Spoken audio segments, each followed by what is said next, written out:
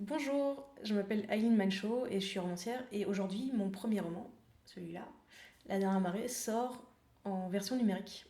Et je me suis dit qu'à l'occasion j'allais vous lire les premières pages. Alors La dernière marée, ça parle d'une famille et en particulier d'une jeune fille de 13 ans qui s'appelle Hello et de la façon dont ils réagissent à un cataclysme planétaire qui est une sorte de catastrophe au ralenti. Et voilà, je sais pas si ça vous rappelle quelque chose, une situation. Et je vais vous lire donc les premières pages.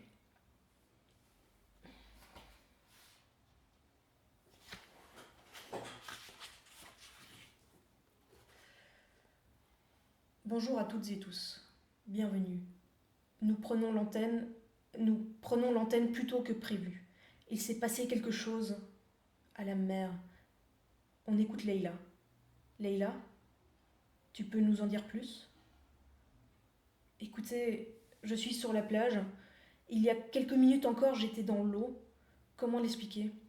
Il semble que la marée soudain s'est inversée. Les bateaux au large sont pris dans le courant. Les marins, on ne peut pas les ramener. Les gardes-côtes viennent d'arriver. Ils nous demandent de rester calmes, ne pas céder à la panique. Ils disent il ne faut plus naviguer, nager, se mettre à l'eau, sous aucun prétexte. Merci, Leïla. Je vous le rappelle, chères auditrices, personne ne sait ce qui se passe. Chers auditeurs, personne ne le sait. Restez avec nous. C'était le premier jour des vacances et Hello n'arrivait pas à sortir de son lit. Les yeux grands ouverts, elle regardait le plafond. Il avait des fissures, une grande qui se séparait en un delta de trois petites qui couraient jusqu'au mur, au-dessus du rideau translucide qui caressait la moustiquaire. C'était sa chambre d'été.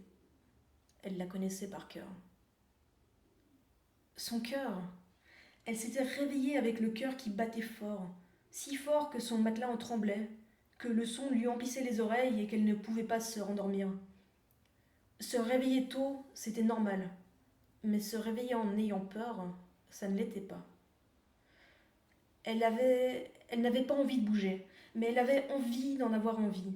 Elle voulait avoir envie de profiter du matin, avant que ses parents ne se lèvent, de sortir sur la terrasse, de respirer l'air de cité-plage, de regarder la mer. Maman, elle, n'avait pas eu envie de partir en vacances cette année-là. Pas envie du tout. Papa cherchait des compromis. Il proposait de partir seulement 10 jours au lieu des 3 semaines habituelles. Mais elle répondait toujours non. Elle ne voulait pas y aller. Ça va être sinistre. On ne pourra pas nager, vous verrez. Il n'y aura personne. C'était ce qu'elle disait. Plus personne ne veut aller à la mer. Mais papa avait une botte secrète, un joker dans sa manche, un argument imparable. Il avait demandé son avis à Hello. Et Hello avait dit elle voulait toujours y aller à la mer. Ça n'avait pas changé. Alors, ils étaient venus. Fin de l'histoire. À 3, je me lève, se promit-elle. Elle serra les poings sous son drap. 1, 2, 3.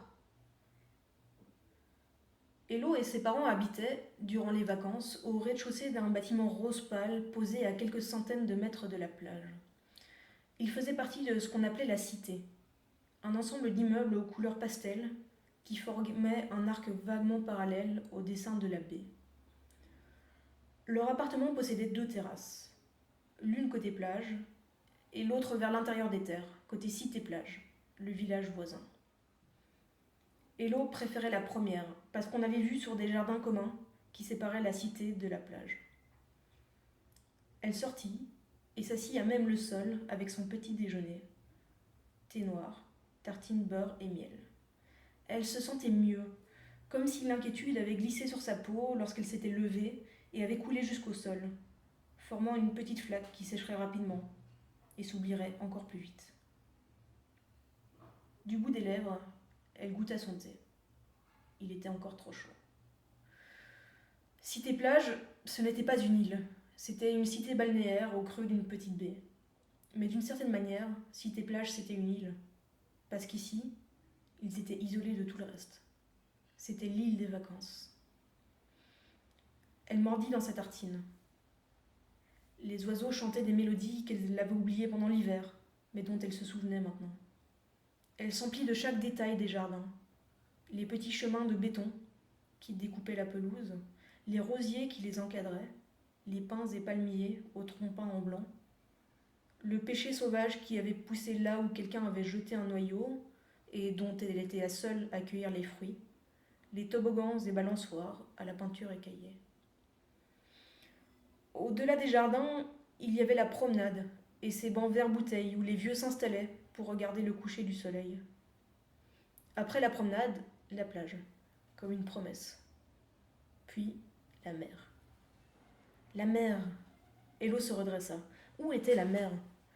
Elle déposa sa tartine entamée et se leva, une main en visière.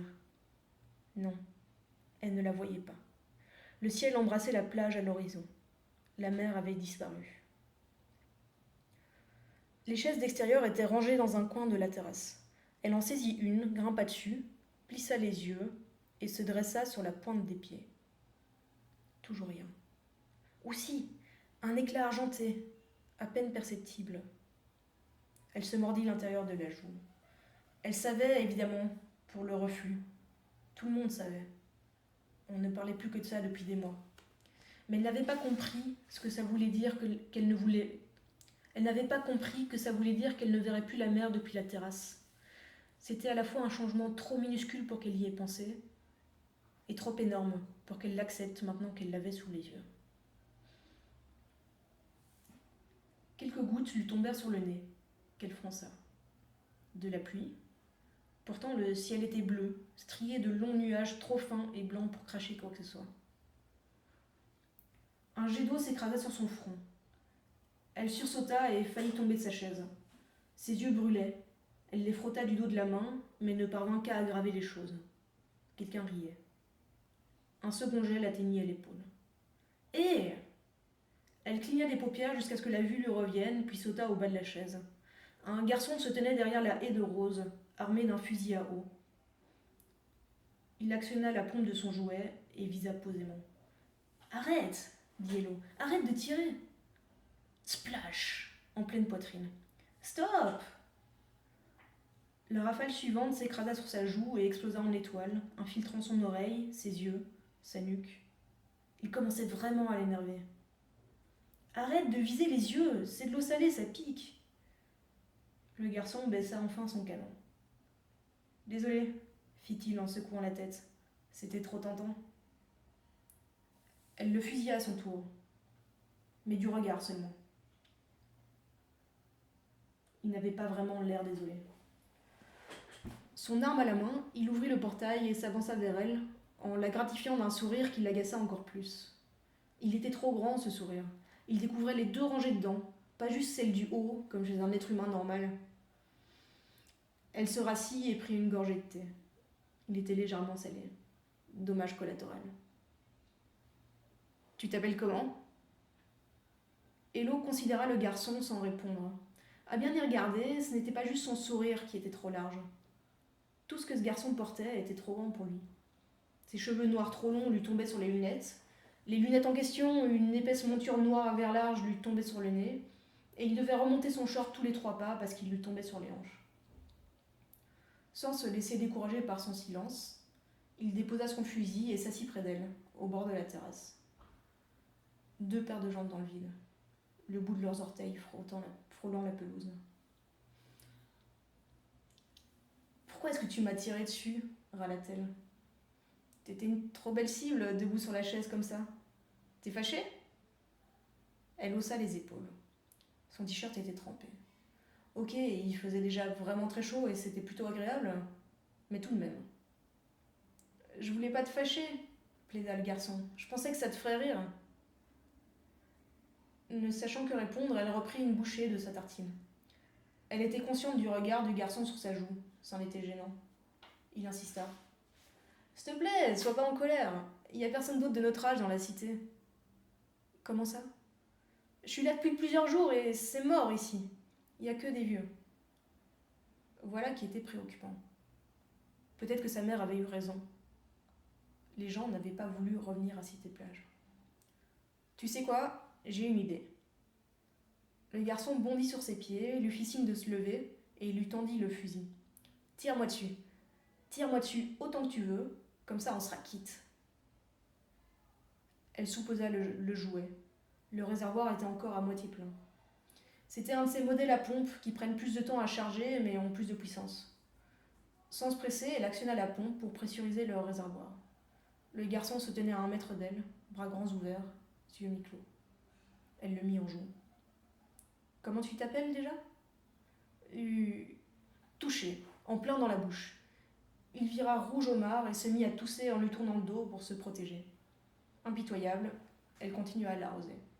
Stop! Croassa-t-il. Elle ne s'arrêta pas pour autant. Il était torse nu. À si peu de distance, le débit d'eau était suffisamment puissant pour laisser des traces roses sur sa peau. Avec des salves courtes et précises, elle lui dessina un E entre les omoplates. T'avais raison, c'est marrant.